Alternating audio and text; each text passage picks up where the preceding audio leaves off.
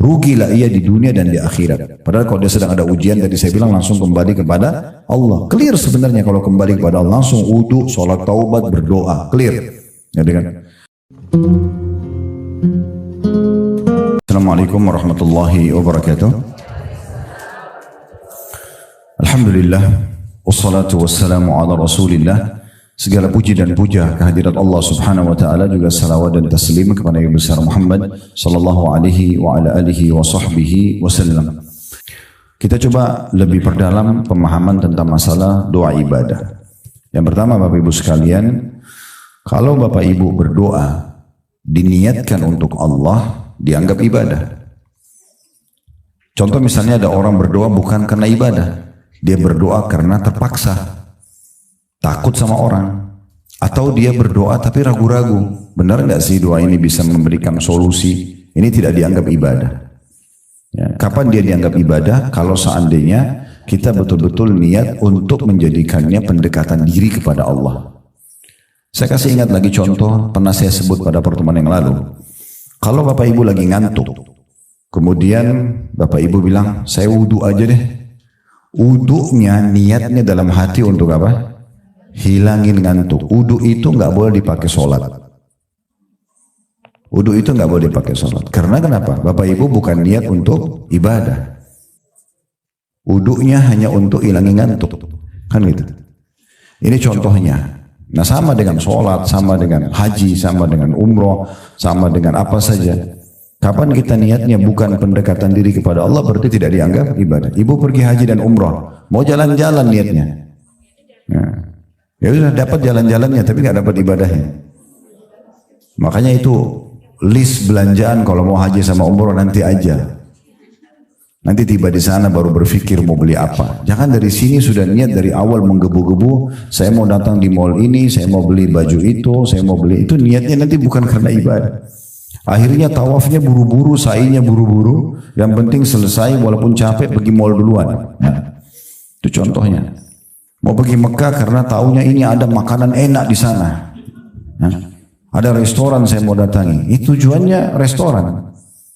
Itu harus cuma samping saja, ke samping. Kalau ada kesempatan, bukan tujuan utama. Nah, seperti itulah ya.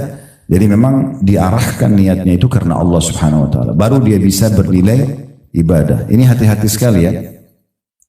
Ada hal-hal bahkan Bapak Ibu sekalian yang mubah. Mandi, makan, minum, olahraga itu kan mubah. Tahu mubah ya? Dikerjakan, tidak berpahala, ditinggalkan, tidak berdosa. Tetapi dia kalau diniatkan ibadah, misal contoh ada hadis Nabi SAW kepada Abu Darda radhiyallahu anhu, ingatlah wahai Abu Darda, jasadmu punya hak, Tuhanmu punya hak, keluargamu punya hak, jasadmu pun punya hak. Kalau ibu dan bapak sekalian makan, minum, bukan hanya sekedar menghilangkan lapar, niatnya memang untuk memberikan hak badan, berubah dia. Dari niat mubah, dari hukum mubah menjadi hukum sunnah, jadi ibadah. Ya. Jadi daripada ibu dan bapak sekalian misalnya lagi lapar, lapar nih, niatnya makan untuk hanya hilangin lapar, itu mubah. Tapi kalau niatnya untuk memberikan hak jasad, ibadah. Ya. Makan, minum, tidur, olahraga, mandi. Kalau hanya sekedar saya mau olahraga biar saya sehat, ya ini jadi mubah. Saya mau olahraga supaya saya berikan hak jasad saya. Allah kan amanahkan jasad ini. Saya olahraga untuk ya supaya menjaga amanah ini. Orang jenazah aja dimandikan, Bapak Ibu sekalian. Dimandikan, dibersihkan badannya, apalagi kita masih hidup, kan gitu. Nah, sama dengan kasus mandi, bukan hanya karena sekedar gerah. Ya, begitu juga olahraga, begitu juga mandi, begitu tidur dan segala macam hal mubah. Nah, ini contoh saja bagaimana kita memahami kapan dia beribadah, jadi ibadah, kapan tidak. Ya, karena begitu. Ibu bersedekah, bapak ibu bersedekah, tapi karena nggak enak aja, karena orang itu desak terus, kasih, bukan ibadah. Kalau ibadah itu memang kita kasih, didesak atau tidak, diminta atau tidak, kita akan kasih. Karena kita ingin cari pahala, nah itu beda. Ya, semua segala sesuatu yang dikerjakan kalau karena ibadah, itu kita akan sangat ringan mengerjakannya. Karena target kita ridho Allah, target kita balasannya, ya. Jadi di depan kita ini mau orang menjengkelkan atau tidak, bagi saya lagi sedekah, tidak urusan sama dia, gitu ya. Jadi ada orang gila minta makanan misalnya, gak ada urusannya. Karena orang gila dia nggak ngerti, saya nggak usah kasih makan yang enak. Keliru. Justru harus kasih makanan yang enak, bukan karena lihat dia, karena ibadahnya. Jadi ada seorang ulama besar dulu, bernama Rabi ibn Huthaim rahimahullah. Dia lagi makan, dibuatin makanan mewah sama istrinya. Waktu itu dinamakan halwa. Beda sama halwa sekarang. Halwa itu orang Arab artikan manisan ya, sesuatu yang manis Bapak Ibu sekalian.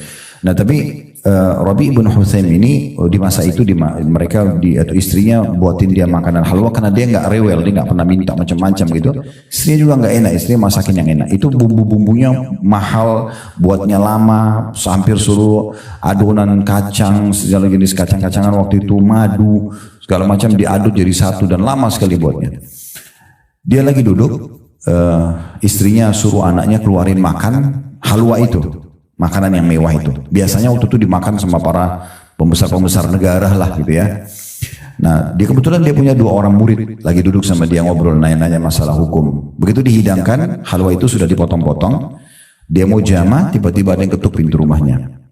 Maka Rabi ibn Huthaim rahimahullah tunjuk anaknya, suruh buka, coba buka pintu, lihat siapa yang di depan situ. Begitu dibuka, ternyata orang gila. Bajunya berantakan, kotor, tidak pakai sendal. Maaf, dalam kisah ini bahkan diceritakan pemandangan yang kurang baik lah ya. Terus dia minta makanan, kasih isyarat tangan. Uniknya, Rabi ibn Huthaim suruh ambil makanan itu, halwa itu dikasih ke orang gila itu.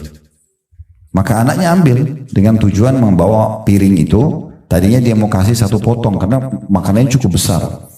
Kasih potongan, kasih ke orang gila itu. Nanti sisanya dibawa lagi ke ayahnya. Tapi subhanallah orang gila juga tahu makanan enak Bu. Ya. Jadi pada saat dia lihat makanan itu diambil semua. Sama nampan-nampannya diambil dimakan sampai habis. Setelah habis, orang gila ini namanya orang gila. Dia nggak ngerti terima kasih atau apa. Makanan itu dibuang. Piring itu dibuang saja. Anaknya Rabi ibn Huthaim ini ambil piring itu, dia masuk ke dalam sambil dia jengkel. Manusiawi ini, orang udah dikasih makan, tadinya mau dikasih 1 potong malah dihabisin semua. Terus piringnya dibuang lagi. Lalu anaknya ini datang kepada ayahnya Rabi ibn Huthaim lalu berkata, wahai ayahku, semoga Allah selalu jaga anda. Tadi itu kan yang minta orang gila. Dia tidak tahu nilainya makanan itu. Ini perkataan anaknya. Dia tidak tahu nilainya makanan itu. Kalau tadi anda suruh saya masuk ke dapur ambil makanan apa saja kan pasti dia mau. Roti kah, keju kah, apa. Pasti dia makan. Dia tidak tahu nilainya makanan itu. Kenapa harus halwa yang ibuku buatkan khusus buat anda? Ini anaknya butuh jawaban. Maka Rabi ibn Huthaim rahimahullah ini kalau Bapak Ibu baca tentang riwayat tentang beliau ini di waktu itu ya.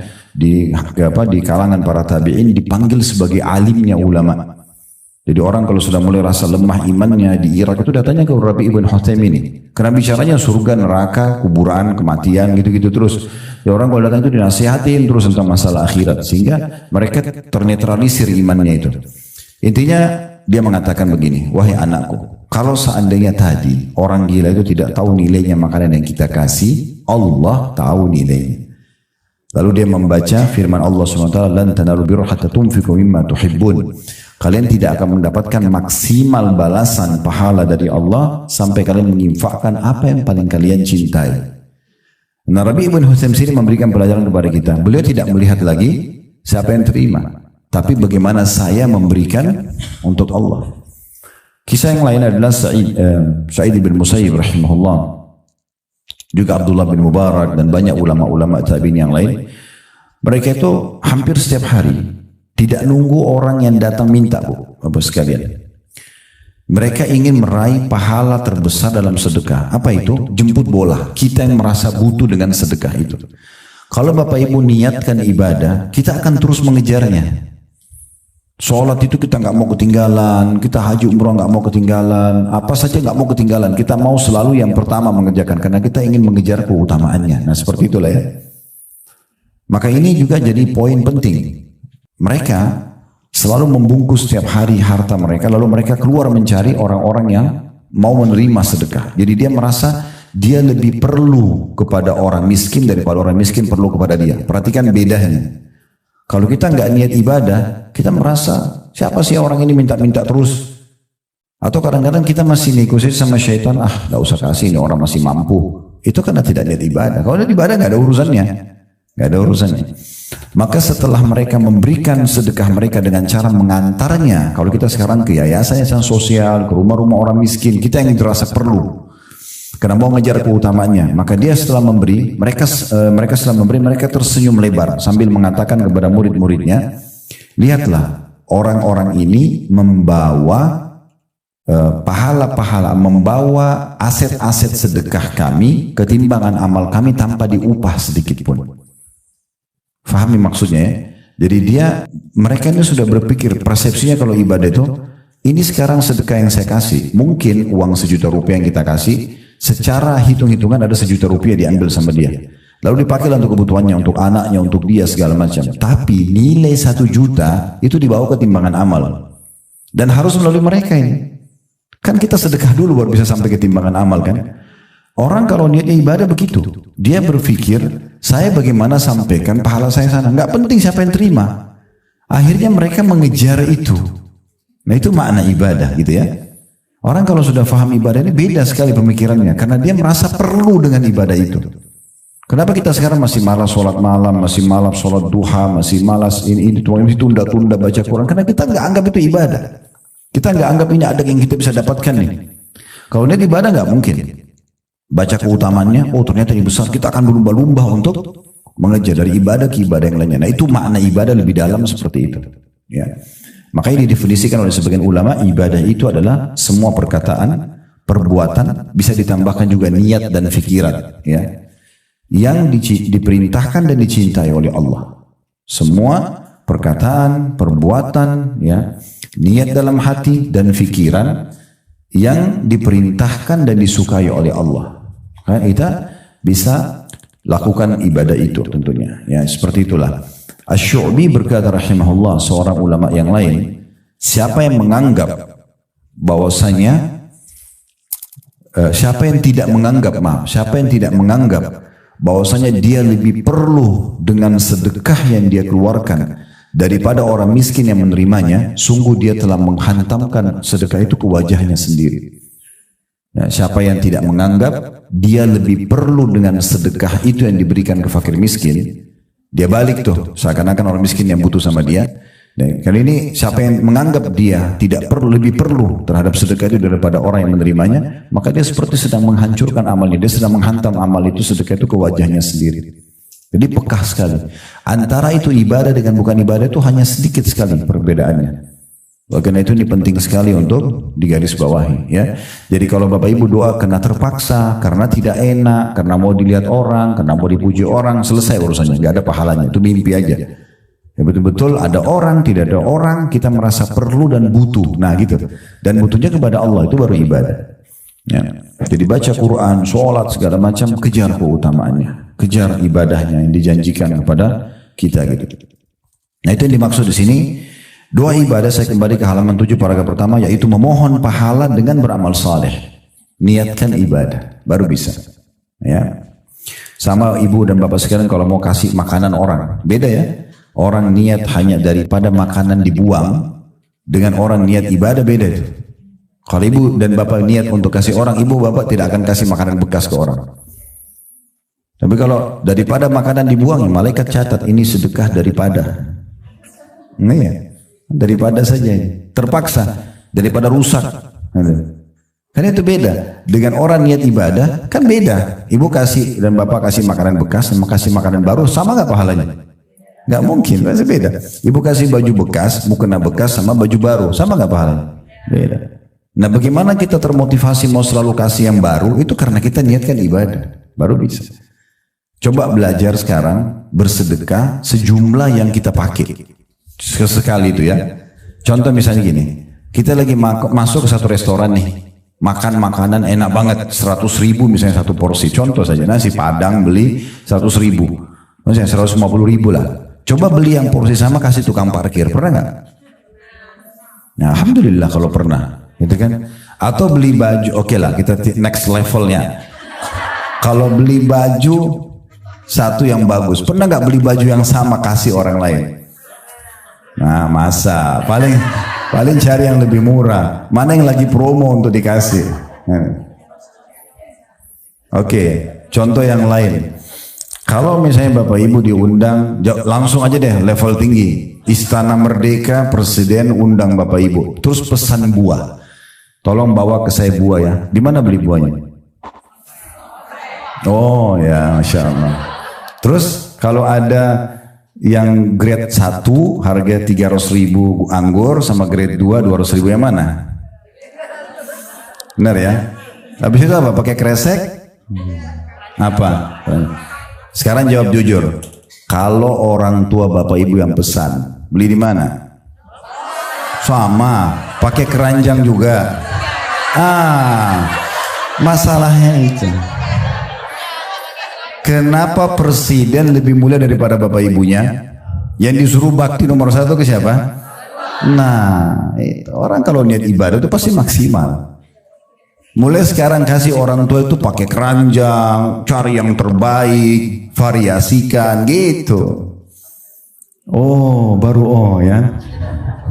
Nah itu beda. Itu contohnya. Jadi ini dikatakan oleh satu orang ulama lain, namanya Urwah bin Zubair rahimahullah. Ini ulama tabi'in luar biasa. Dia bilang, janganlah seseorang di antara kalian bersedekah, dia keluarkan di jalan Allah apa yang dia malu kasih kepada pemimpin satu kaum. Paham nggak? Saya ulangi lagi, dia bilang, janganlah sesuatu kalian bersedekah, umum saja kepada orang miskin, kepada keluarga, kepada orang tua. Jangan kasih mereka apa yang kalau kita kasih ke pemimpin satu kaum, kayak raja atau presiden, kita malu kasih dia. Harusnya sama semua, karena niatnya karena ibadah. Dan ini masalahnya. Orang kalau niat ibadah itu beda. Pasti dia akan kasih yang terbaik, karena bagi dia targetnya bukan penerima, tapi bagaimana dia maksimal dapat pahalanya. Kalau kita kasih pemimpin kaum nasinya mewah banget, tumpeng dan segala macam, kasih orang miskin nasi sama tempe, ya sama-sama sedekah. Tapi ini pahalanya besar, ini pahalanya kecil nanti. Padahal sebenarnya kita mampu memberikan yang terbaik. Yang orang-orang mampu itu sudah biasa makan mewah. Kalau Bapak Ibu mau pahalanya besar, kasih orang miskin tuh makanan mewah, karena mereka belum pernah makan itu. Kasih baju yang bagus, gitu kan? Kasih mukena yang bagus, kasih apa segala macam yang bagus. Nah gitu. Ya, kadang-kadang begitu soalnya ada orang-orang dia menganggap remeh tentang masalah ini, padahal sebenarnya target utamanya ibadah, berarti bagaimana maksimal dapat pahalanya di sisi Allah. Tidak penting siapa yang menerima. Nah seperti itulah. Itu di potongan pertama itu. Jadi memohon pahala dengan beramal saleh. Di sini diucapkan seperti mengucapkan 2 kalimat syahadat dan melaksanakan tuntunan-tuntunan 2 kalimat syahadat tersebut. Jadi 2 kalimat syahadat bukan hanya sekedar orang mau masuk Islam, ya. Kita pun punya zikir 2 kalimat syahadat. Contoh di tahiyat baca 2 kalimat syahadat enggak? Ya. Terus muadzin setiap azan 2 kalimat syahadat kan? Dan sunnahnya kita mengucapkan yang sama. Kata Nabi SAW, siapa yang mendengarkan muadzin mengucapkan azan, sebagian athar menyebutkan, sebagian ulama mengatakan pada saat dia ucapkan syahadatnya, asyhadu an la ilaha illallah, asyhadu anna muhammadar rasulullah. Lalu dia mengatakan, wa ana asyhadu an la ilaha illallah wahdahu la syarika lahu wa asyhadu anna muhammadan abduhu wa rasuluh. Dia bilang, saya juga bersaksi sebagaimana muadzin bersaksi tidak ada Tuhan yang berhak disembah kecuali Allah dan Muhammad benar-benar utusannya. Lalu ditambah, raditu billahi rabba, aku ridho Allah sebagai Tuhan, wa bi Muhammadir rasulah, dan Muhammad SAW adalah utusan Allah, wa bil Islam, dan agama Islam sebagai agama, maka akan diampuni dosa-dosanya yang telah lalu. Hanya dengan mengucapkan seperti yang diucapkan oleh muadzin itu syahadat lagi gitu kan. Nah, pengucapan syahadat ini supaya dia nilai ibadah bukan hanya sekedar sebuah rutinitas, tetapi bagaimana kita niatkan memang memahami apa kandungan maknanya. La ilaha illallah berarti la ma'budu bihaqqin illallah, tidak ada Tuhan, tidak ada pencipta, pemilik, penguasa alam semesta ini kecuali Allah, sehingga kita hanya bergantung, hanya cinta, hanya takut semua karena Allah Subhanahu wa taala. Itu maknanya. Dan Muhammad Rasulullah betul-betul menjadikan beliau sebagai idola, suri tauladan, mengikuti semua ajarannya, meninggalkan larangannya. Nah, itu makna daripada konsekuensi baru syahadatnya bisa bermakna ibadah. Begitu juga dengan sholat tadi ini dititipberatkan oleh beliau. Karena sholat juga berisikan doa, ya. Dari awal kita takbiratul ihram, doa iftitah. Ada 2 ruku, ada 2 i'tidal, ada 2 sujud, 2 di antara 2 sujud sampai tahiyat, ya. Semuanya juga begitu. Kalau diniatkan memang karena Allah Subhanahu wa taala, kita tidak akan terganggu dengan gangguan apapun. Disebutkan para sahabat, para tabi'in, Bapak Ibu sekalian, itu kalau mereka sholat digambarkan ya, umumnya mereka hampir sama. Kalian sudah paham. maka mereka tegak seperti kokohnya pohon kurma. Bahkan seseorang di antara mereka disengat ya, oleh lebah di dahinya sampai berdarah tapi tidak bergerak. Ya. Ada di antara mereka sahabat Nabi lagi jaga malam hari. Nabi SAW dan para sahabat lagi istirahat, maka mereka ditugaskan jaga malam. Itu dipanah oleh musuh, kena sampai 3-4 anak panah. Ini kalau kita bayangin jarum di kita sudah sakit kita. Ini anak panah, dia nggak berhenti di sholatnya. Sampai betul-betul dia takut anak panah selanjutnya dilempar lalu dia mati, maka dia menyegerakan sholatnya dan dia mengatakan, dia bangunkan temannya, bangunlah sebab ada satu musuh yang akan menyerang kita. Waktu dilihat berdarah semua, temannya bilang, kenapa kok nggak bangunkan dari awal? Dia bilang, kalau saya bukan khawatir akan mati kena panas selanjutnya, maka saya akan terus melanjutkan menyelesaikan surah Al-Kahfi yang sedang saya baca. Jadi saking sholat itu betul-betul hubungan dia sama Allah dan dia yakin Allah sedang melihat dia sedang komunikasi sama Tuhan yang nggak terganggu dengan apapun. Ya, itu kalau niatnya ibadah. Kan gitu. Kalau tidak, asal jadi saja gerakannya. Yang penting sudah sholat. Sudah sholat betul sudah. Ya. Mungkin cuma 1,5 menit tadi sudah selesai kan, cepat sekali karena tujuannya yang penting store tugas, ya gitu. Jadi beda ya, harus difahami Bapak Ibu sekalian. Poin penting juga, ibadah itu kita yang perlu, Allah nggak perlu. Kalau kita pikir sholat itu Allah yang perlu, begitulah kita seperti store kewajiban saja. Tapi kalau kita tahu kita yang perlu, itu adalah komunikasi kita sama Allah, maka kita akan terus dengan tenang, dengan kita nikmati bacaannya, gerakannya, itu akan beda sekali. Nah seperti itu memahaminya. Begitu juga dengan puasa, bukan hanya tahan lapar dan haus, di situ kan disebutkan setelah sholat ada puasa. Bukan hanya tahan lapar dan haus, karena memang ini kewajiban. Enggak. Karena memang ini adalah pendekatan diri kepada Allah subhanahu wa ta'ala. Ibu dan bapak sekalian, kalau mau sampai level lebih tinggi lagi, ya, kita beribadah bukan lagi tujuannya mengejar keutamaannya, itu level paling tingginya, tapi sebagai tanda syukur kepada Allah. Pernah dengar hadis Nabi SAW sholat sampai kakinya pecah-pecah? Terus Aisyah katakan, ya Rasulullah, kenapa anda sholat begini padahal sudah diampuni dosa yang lalu dan akan datang? Apa kata Nabi? Afala akunu abdan syakura. Bukankah aku pantas menjadi seorang hamba yang bersyukur? Kenapa Nabi bukan bilang, saya supaya dapat keutamaan sholat malam dong, saya supaya masuk surga? Kenapa Nabi gak bilang itu? Karena bukan itu lagi level Nabi. Levelnya Nabi, saya ibadah ini karena saya sudah syukur kepada Allah. Allah kasih saya hidup, Allah kasih saya makanan, sudah syukur. Jadi semua ibadah itu kalau mau level tertingginya kita kerjakan bukan lagi cuma mengejar keutamaan, tapi karena itu betul-betul rasa syukur kita kepada Allah. Nah di situ puncaknya itu. Sehingga kita bersedekah, kita sholat, kita puasa maksimal, kita betul-betul enjoy, menikmati itu. Kata Abu Darda radhiyallahu anhu, kalau bukan karena menahan nikmatnya dahaga di saat puasa, saya tidak berharap hidup sesaat pun.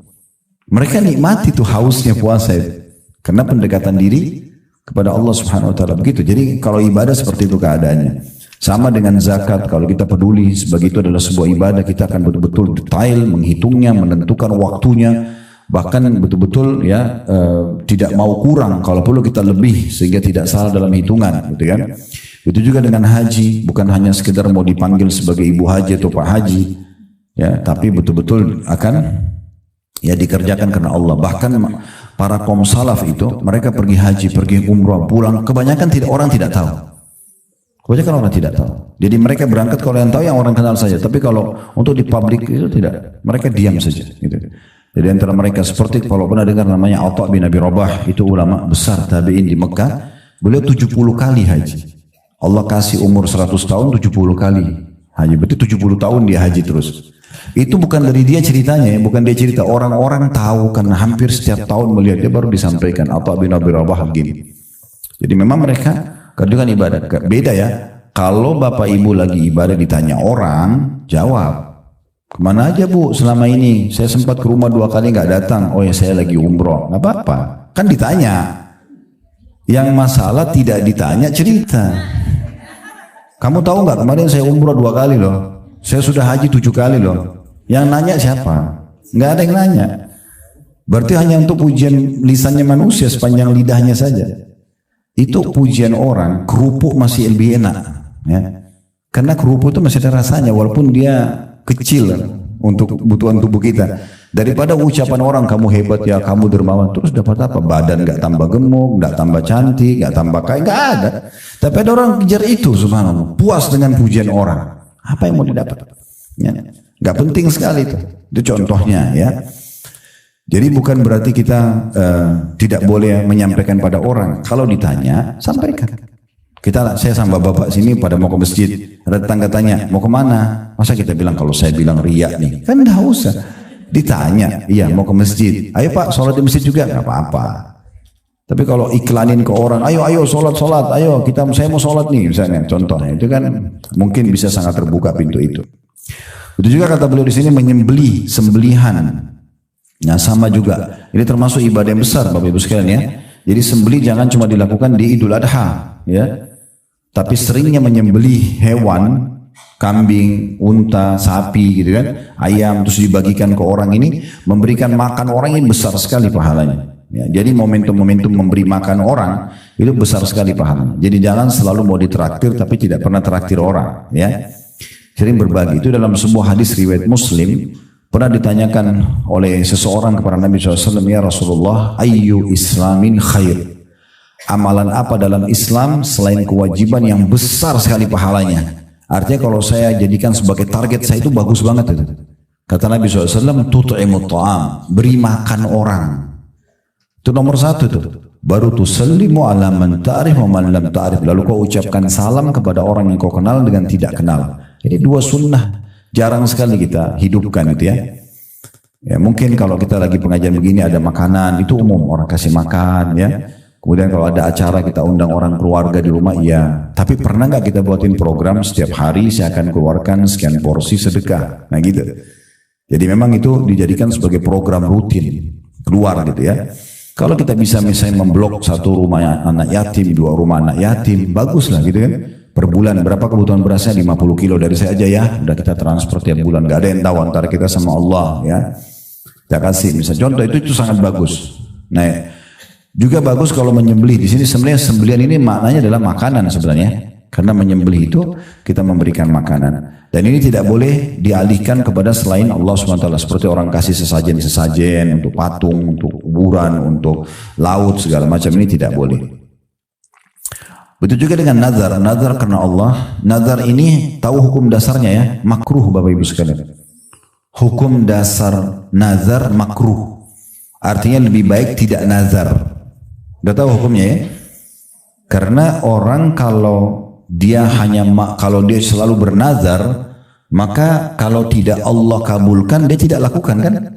Sekarang kalau penyakit saya sembuh saya akan puasa 3 hari, anak saya diterima kuliah saya akan sedekah 100 porsi. Kalau enggak, berarti enggak lakukan. Nah itu berarti seperti orang pelit. Makanya hukum awalnya dasarnya ulama bilang nazar itu makruh. Kalau yang benar bagaimana Ustaz? Yang benar Bapak Ibu aktivitas dulu, ikhtiar, begitu berhasil lalu kita sedekah. Tidak ada hubungannya dengan berhasil atau tidak. Nah itu mungkin masih oke, gitu kan. Nah tapi bukan berarti tidak boleh ya. Tetap saja boleh, cuman hukumnya makruh. Kenapa dimakruhkan juga oleh sebagian ulama? Karena kalau berhasil jadi wajib Bapak Ibu sekalian. Misal kalau anak saya diterima kuliah saya akan sedekah 100 juta. Begitu diterima benar-benar harus tidak boleh ditunda. Harus disedekah, kecuali Bapak Ibu punya udzur, tidak cukup hartanya segala macam gitu. Dan juga dari satu sisi ulama mengatakan nazar ini ada taklif, membebankan diri mungkin di atas kemampuan. Mungkin dia nggak mampu, tapi dia karena ingin supaya dapat jalan keluar maka dia bernazar, ini nggak usah. Ada solusi lain pengganti nazar, namanya tawasul dengan amal saleh. Bertawasul dengan amal saleh. Misal kita sedekah, gitu kan? Niatkan sedekah ini akan memudahkan urusan, itu boleh. Itu solusi itu lebih baik, gitu kan?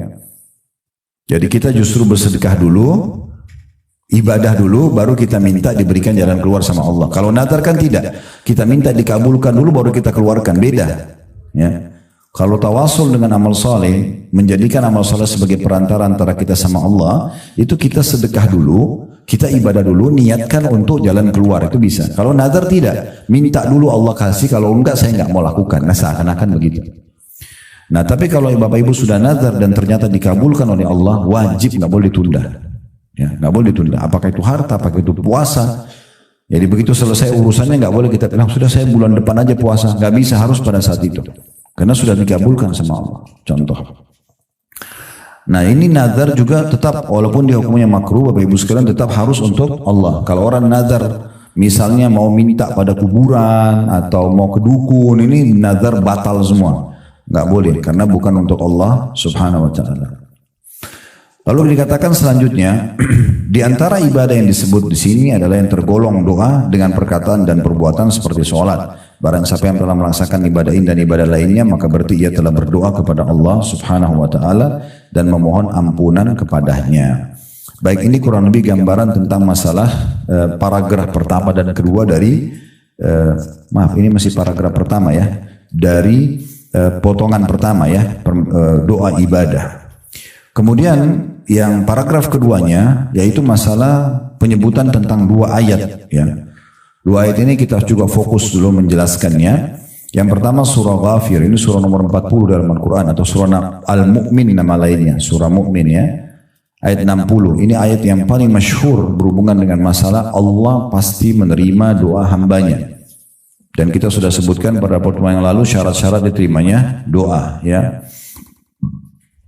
Dan Tuhanmu berfirman, hai Muhammad, berdoalah kepadaku, niscaya aku akan perkenankan bagimu.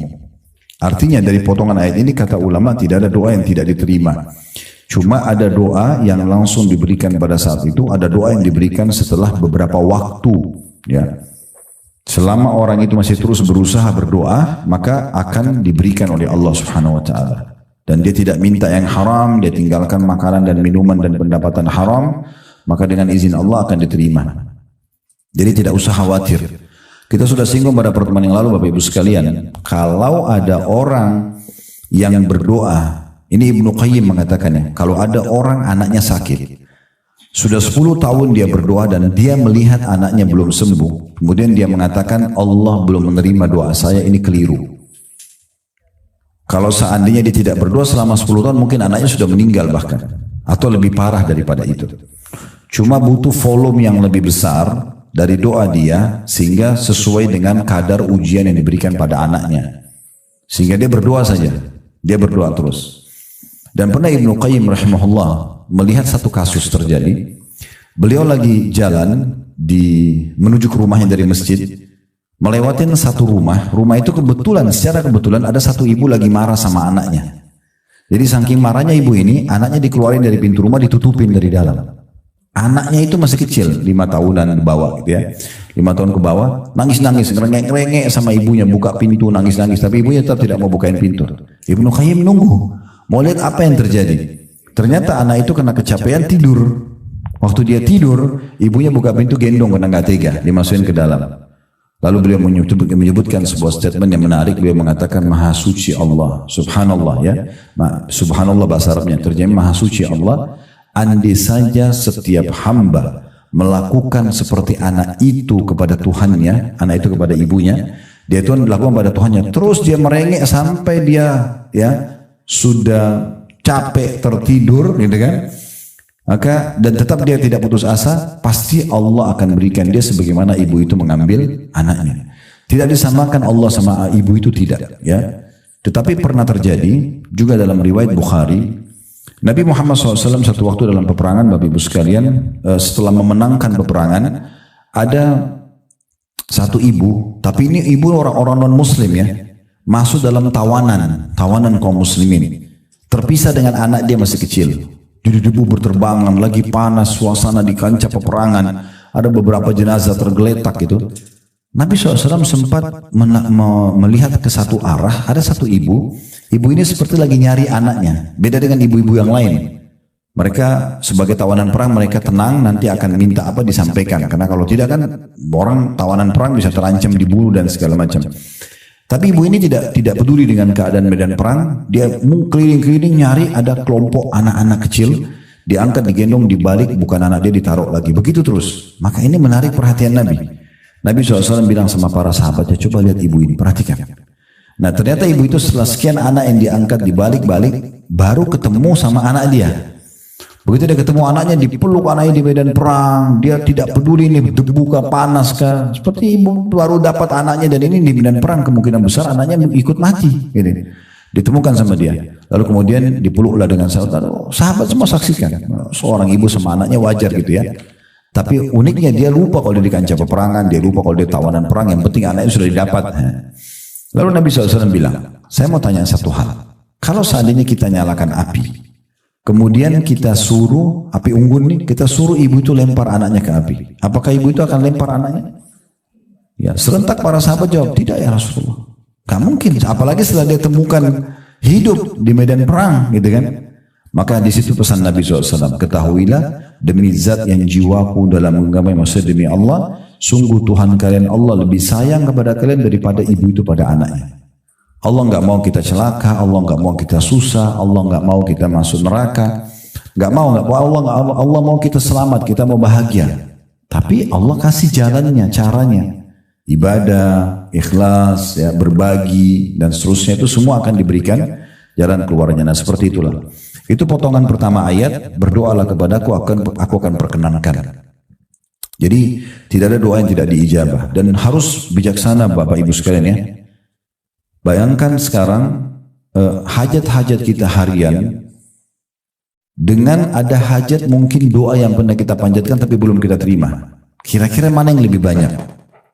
Contoh misalnya kita lapar, bukan setiap hari kita lapar? Kita kadang-kadang cuma bilang lapar. Terus muncul ide kita, pikir mau makan apa, terus dapat, terus enak, kenyang. Itu tiap hari. Tiap hari kita lapar, tiap hari kita haus, tiap hari kita capek. Ya, tiap hari kita banyak hajat kita, mau keluar rumah, mau ini, mau itu, segala macam. Semua terpenuhi. Ini kadang-kadang dilupakan kalau ini kemudahan dari Allah. Kemudian ada orang yang sangka buruk dengan Tuhannya karena ada satu permintaan dia minta, penyakitnya belum disembuhkan misalnya, atau utang belum. Terus dia sangka buruk sama Allah. Oh Allah nggak terima doa saya. Dia lupa semua kebaikan Allah yang banyak ini. Lalu dia fokus kepada padahal sebenarnya satu ini pun akan diijabah asal dia terus lanjutkan doanya. Mungkin sisa sehari 2 hari lagi. Kan gitu. Saya ingatkan kembali hadis yang kita bahas pada pertemuan yang lalu ya. Kata Nabi SAW, yustajabu li ahadikum malam ya'jal. Pasti diijabah doa sesuatu dengan kalian selama tidak tergesa-gesa. Para sahabat bertanya, wa mal istijal? Apa itu tergesa-gesa ya Rasulullah? Kata Nabi SAW, yaqulu da'autu wa lam yustajabu li fatarakat doa. Dia bilang saya sudah berdoa tapi belum lihat jawabannya, lalu dia berhentikan doa. Padahal sebenarnya mungkin tinggal beberapa waktu saja, tinggal sebentar. Jadi sabar gitu ya. Itu potongan pertama dari surah Ghafir ayat 90. Berdoa aku perkenankan. Jadi tadi saya bilang ingat ya, bijaksana dalam menilai bagaimana banyaknya pemberian Allah dan jangan itu dibentrokin sama 1-2 hajat kita yang belum dikabulkan. Padahal sebenarnya ini tinggal kita maksimalkan terus berdoa. Potongan kedua, di situ adanya larangan dan ancaman neraka jahanam bagi orang yang tidak mau beribadah. Di sini sebagian ulama tafsir menerjemahkan sesungguhnya orang yang menyombongkan diri dari menyembahku itu kembali kepada potongan awal ayat. Kan Allah bilang berdoalah, aku akan perkenankan. Berarti yang sedang Allah ancam neraka sini orang kalau tidak mau berdoa, sombong dia, nggak butuh sama Allah gitu ya. Nah seperti itulah. Terakhir dalam potongan ini adalah firman Allah SWT Al-An'am 162 sampai 163 yang memang kita disuruh mengikhlaskan semua karena Allah Subhanahu wa taala. Kapan mau bernilai ibadah harus semua karena Allah. Sudah kita kasih contoh-contoh tadi di awal ya.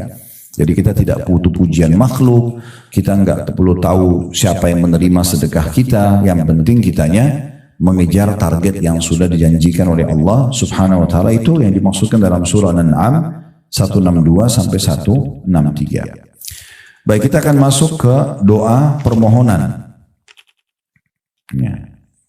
Tapi ini benar sudah mau 1:30. Saya jam 2 ada taklim lagi. Ya.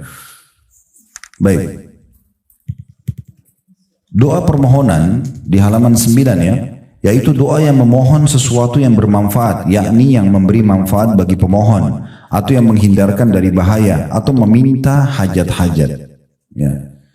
Jadi di sini kalau Bapak Ibu ada hajat, disembuhkan penyakitnya, selamatkan dari mara bahaya, ditambahkan rezeki dan segala macam, itu dikenal dengan doa masalah atau doa permohonan. Dan doa permohonan dirincikan atau rinciannya sebagai berikut. Yang pertama, apabila permohonan ini terjadi dari seorang hamba kepada hamba yang lain yang masih hidup, mampu dan ada di hadapannya, maka tidak termasuk kesyirikan, seperti berilah saya air minum, atau wahai fulan berilah saya makanan, atau seumpamanya, atau seumpama itu, atau seperti itu ya, maka itu tidak menjadi masalah ya. Jadi maksudnya boleh nggak kita bilang tolong bantu saya bayarin utang kepada manusia, boleh nggak dok berikan saya obat yang terbaik misalnya. Nah, itu namanya kan masalah permohonan juga ya. Tapi yang seperti ini masih boleh kalau syaratnya tadi minta kepada orang yang masih hidup, bukan jenazah di kuburan ya. Kemudian orang itu mampu untuk membantu kita dan juga masih ada di hadapan kita. Nah itu baru boleh. Dan itu pun masih di alam manusia. Minta minum, minta pekerjaan, minta makan ya, dan seterusnya. Oleh sebab itu Rasulullah SAW bersabda, man sa'ala billahi fa'atuhu. Barang siapa yang meminta kepada kalian dengan menyebut nama Allah, maka berilah dia. Saya bilang demi Allah tolong bantu saya, demi Allah gini dan itu berilah. Gak usah peduli dia, tapi kita sedang memberi untuk Allah, tadi sudah kita jelaskan. Wa man ista'adha billahi fa'idhu. Dan barang siapa yang meminta perlindungan kepada kalian dengan menyebut nama Allah, maka berilah perlindungan kepadanya selama dia bukan pelaku kriminal ya. Minta dilindungi ya, ada orang kena longsor, gempa segala macam, kemudian minta bernaung ya di rumah kita misalnya sementara gitu-gitu ya. Atau ada orang keluarga datang dari luar kota, dia butuh transportasi, lalu kita memberikan kepada dia. Nah itu semua masuk dalam masalah ini. Kemudian yang ketiga, وَمَنْ دَعَاكُمْ فَأَجِيبُوا. Dan barang siapa yang mengundang kalian dalam kurung untuk menghadiri walimah dan lain-lainnya, maka penuhilah. Undangan hukumnya wajib untuk dijawab selama bukan maksiat kepada Allah dan selama ibu dan bapak mampu. Undangan perkawinan, undangan pengajian, undangan apa. Kalau kita nggak bisa dari awal bilang maaf saya belum bisa hadir, karena itu wajib. Nggak boleh ibu bercanda dan bapak sekalian atau iseng-iseng atau apalah cuma formalitas mengatakan misalnya ya saya akan datang, tapi sudah niat dalam hati nggak mau datang, itu nggak boleh ya. Kemudian selanjutnya wa man sana'a ilaikum ma'rufan fakafi'u. Dan barang siapa yang berbuat baik pada kalian, maka hendaklah kalian balas. Tetangga kirim makanan, jangan piringnya kembali kosong ya. Jadi selalu bantu, apa yang orang kasih kita balas, minimal sama, bagusnya lebih baik.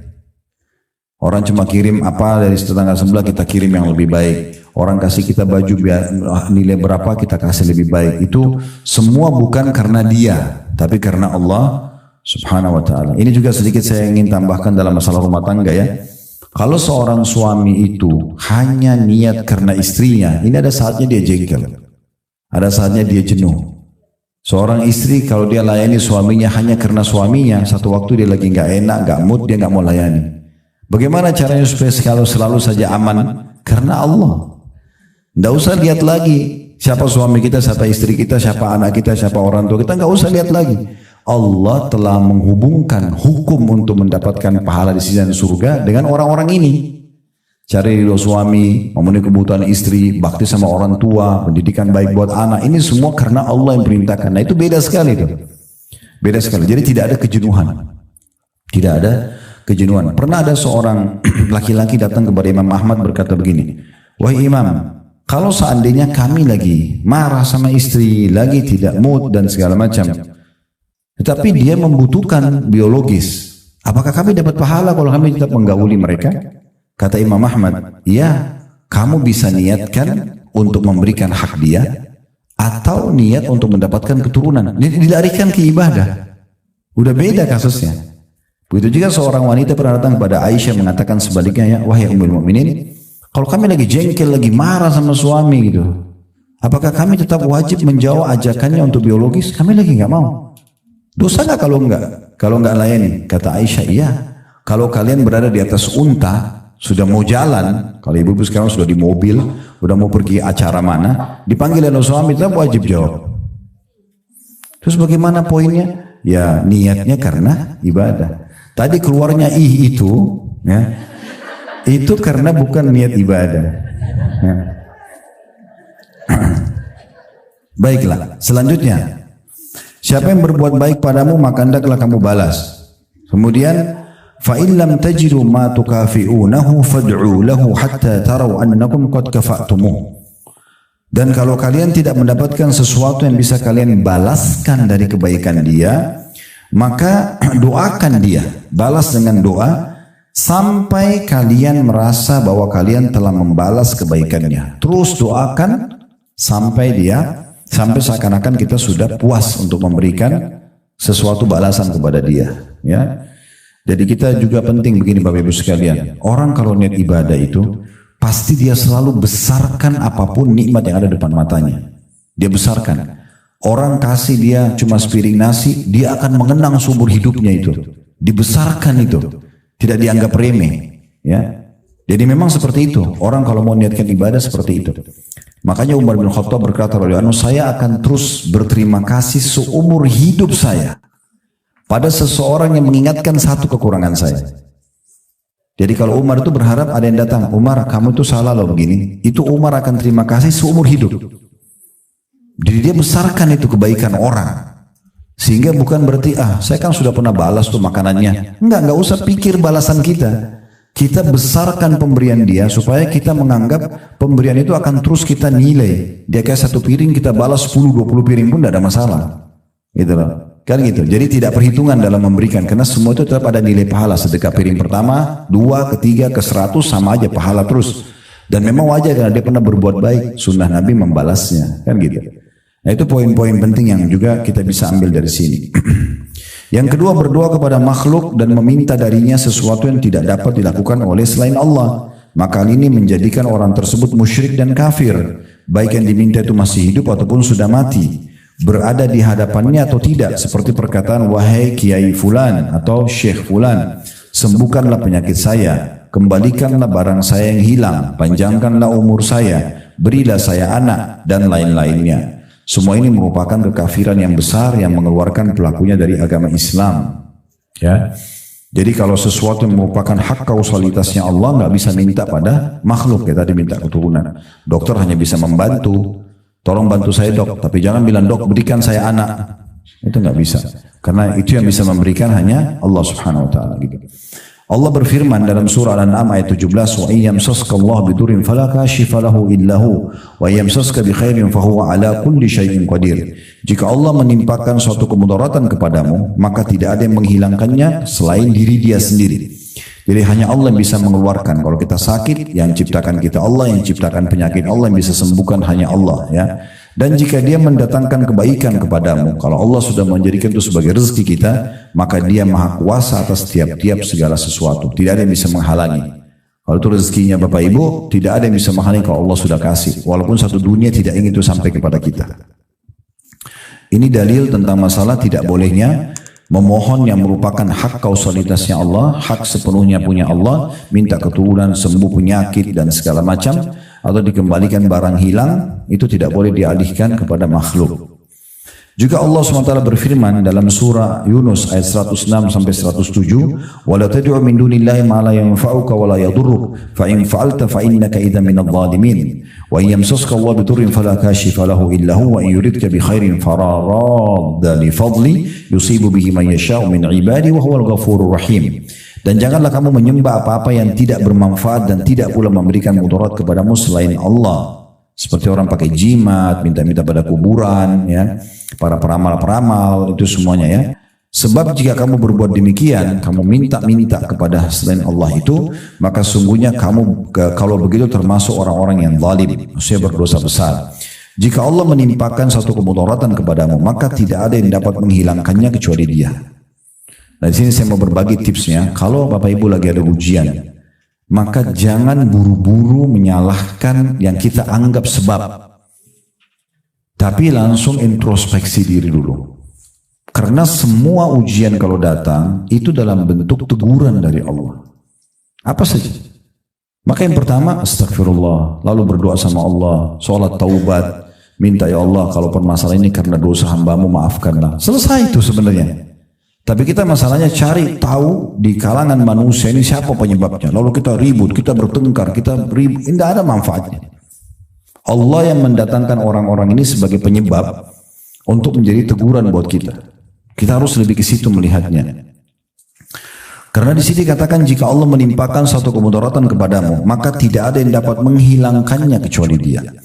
Dan jika dia menghendaki kebaikan bagi kamu, maka tak ada yang dapat menolak karunia-Nya. Tidak ada yang bisa menghalangi itu.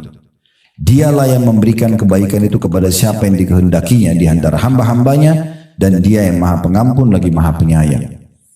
Jadi sekali lagi saya ingatkan, kalau kita sehat, kita lagi banyak nikmat, yang ciptakan kita Allah, yang ciptakan nikmat itu Allah, yang bisa pertahankan hanya Allah. Minta dan bersyukur padanya, selesai urusannya. Makhluk akan Allah datangkan untuk memenuhi kebutuhan kita. Kalau kita sedang sakit, lagi ada musibah, difitnah orang dan segala macam, harta kita diambil, yang ciptakan kita Allah, yang ciptakan ujian itu Allah, yang bisa memberikan jalan keluar hanya Allah. Maka langsung introspeksi diri, muhasabah, salat, taubat, istighfar, selesai urusannya. Ya. Selanjutnya Allah SWT juga berfirman dalam surah Al-A'raf ayat 194 yang bunyinya, innal ladzina tad'una min dunillahi ibadun amsalukum fad'uuhum falyastajibu lakum in kuntum shadiqin. Sesungguhnya berhala-berhala atau apapun yang kalian seru selain Allah itu adalah makhluk yang lemah yang serupa juga dengan kalian. Maka serulah berhala-berhala itu, lalu biarkanlah mereka memperkenankan permintamu jika memang orang-orang itu benar. Jadi maksudnya semua selain Allah makhluk.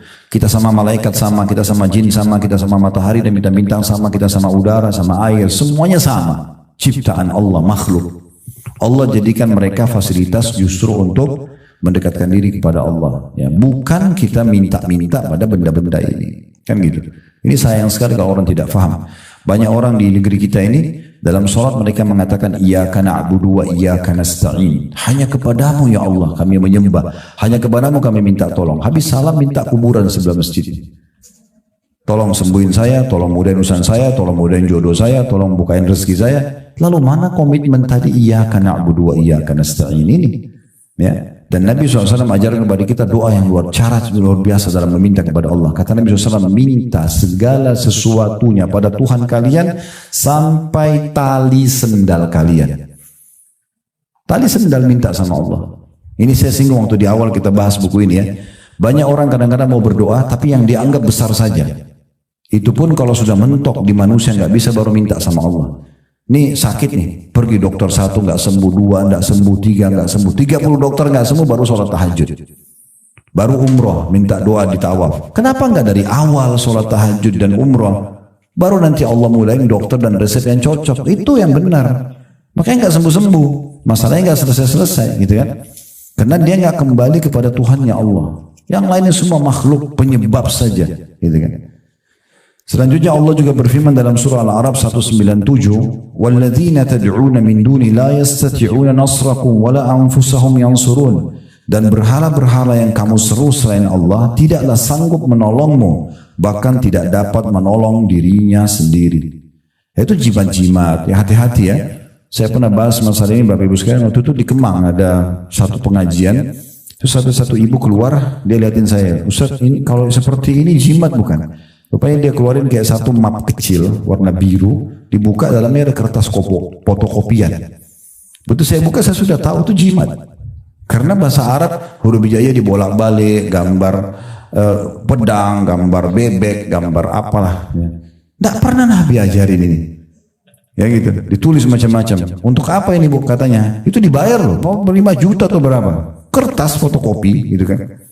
Kemudian dia bilang ini untuk supaya saya sama suami langgeng.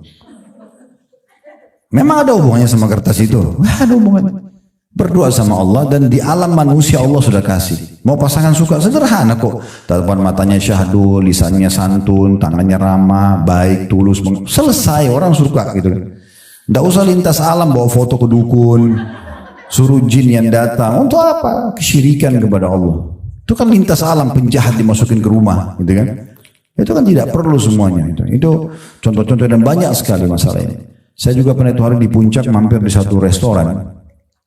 Mampir tidak sekali sama teman saya gitu. Dia kebetulan kenal pemilik restoran cukup besar. Kemudian saya sholat di musolahnya karena masjid cukup jauh dan kami lagi musafir waktu itu. Terus sholat. Begitu sholat di musola ada satu bingkai, mungkin seperti lukisan di belakang kita ini, tapi ditutup kain hitam di depan mihrabnya gitu. Terus saya curiga, saya panggil, "Pak, ini apa ini Pak?" "Oh, ada orang di sini, orang pintar kasih." "Untuk apa?" "Untuk laris usaha." Saya bilang gitu. Dia bilang, "Iya Ustaz." "Coba buka Pak." Salah satu syaratnya gak boleh buka kain hitamnya itu. Nah, Coba buka, tidak apa-apa, Bapak nggak usah khawatir. Saya insya Allah jamin tidak apa-apa. Mungkin dia diancam kalau buka nanti kualat lah apa, Allahu alam. Buka, begitu buka, saya tahu tuh tulisannya. Subhanallah, ini pernah terjadi juga di Irian waktu itu. Saya lagi dakwah ke sana. Ada satu pengusaha muslim di sana. Dia kena saya jelasin masalah jimat-jimat ini nggak boleh segala macam. Dia bilang, Ustaz bisa ke toko saya nggak? Tokonya Masya Allah laku memang gitu besar. Tapi ada satu di ruangan ayah dia. Dia bilang, Ustaz tolong lihat. Di belakang pintu kamar orang tua saya itu ada kertas. Itu kertas sudah butek banget. Udah tua, coklat. Udah sobek-sobek. Udah lama. Ini saya curiga karena bahasa Arab dia bilang. Terus saya coba lihat. Saya bukan ngomongin diri Bapak Ibu sekalian. Dari SD saya sudah belajar bahasa Arab. Tapi saya nggak tahu isinya apa. Bahasa Arab. Saya coba baca apa ini gitu. Bolak-balik saya. Ternyata setelah saya teliti mungkin cukup lama 15 menit mungkin. Itu bahasa Indonesia tapi diarabkan. Ya, makanya tidak saya temukan dalam bahasa Arab ini apa. Jadi waktu saya lihat itu di sana itu ini adalah nama 7 orang Ashabul Kahfi. Lalu disebut sama dia namanya dan nama nggak jelas juga. Dan nama apa gitu. Dan ini nama anjingnya. Iya. Siapa yang taruh di tokonya akan lari, siapa yang taruh di rumahnya tidak akan diganggu penjahat dan sebagainya. Ini khurafat semua. Apa punya kertas itu? Gak ada hubungannya sama sekali. Jadi hati-hati sekali ya. Jadi nggak perlu semua itu ya. Maka minta selalu kepada Allah Subhanahu wa taala. Tinggal mudah. Alhamdulillah wassalatu wassalamu ya Allah tolong selamatkan saya dari orang ini. Ya Allah mudahkan bagi saya rezeki itu, selamatkan saya dari ini dan itu kan bisa gitu. Saya ulangi ya. Di sini firman Allah SWT dan berhala-berhala yang kamu seru selain Allah itu tidaklah sanggup menolongmu, bahkan tidak dapat menolong diri mereka sendiri. Selanjutnya firman Allah Subhanahu wa taala di dalam surah Al-Hajj ayat 11 sampai ayat 13 yang bunyinya wa minan nasi may ya'budullah ala harf fa in asabahu khairun ma'anna bih wa in asabathu fitnatun qalaba ala wajhi khasira dunya wal akhirah dzalika huwal khusranul mubin yad'u min dunillahi ma la yadurru wa la yanfa'u ma la yanfa'u dzalika huwad dhalalul ba'id yad'u laman darru aqrabu min naf'i la bi'sal maula wa la bi'sal ashir. Dan di antara manusia ada orang yang menyembah Allah dengan berada di tepi saja. Maksudnya hanya asal-asalan ya. Maka jika ia memperoleh kebaikan, tetaplah ia dalam keadaan itu, tetap beribadah kepada Allah. Dan jika ia ditimpa satu bencana, ujian berbaliklah ia ke belakang, malah tambah jauh dari Allah. Rugilah ia di dunia dan di akhirat. Padahal kalau dia sedang ada ujian, tadi saya bilang langsung kembali kepada Allah. Clear sebenarnya kalau kembali kepada Allah, langsung wudu, sholat taubat, berdoa, clear. Ya, kan? Rugilah orang itu kalau dia begitu dia ada diuji ujian lalu dia malah kembali ke belakang tidak menyembah Allah. Rugi dunia, rugi akhirat. Yang demikian itu adalah kerugian yang nyata. Ia menyeru selain Allah sesuatu yang tidak dapat memberi mudarat dan tidak pula memberi manfaat kepadanya. Yang demikian itu adalah kesesatan yang jauh. Ia menyeru sesuatu yang sebenarnya mudaratnya lebih dekat daripada manfaatnya. Sesungguhnya yang diserunya itu adalah sejahat-jahat penolong dan sejahat-jahat kawan. Maksudnya yang dia seru selain Allah Subhanahu wa taala. Ya. Ini berarti juga dalil menyebutkan tentang masalah tidak bolehnya syirik kepada Allah Subhanahu wa taala ya.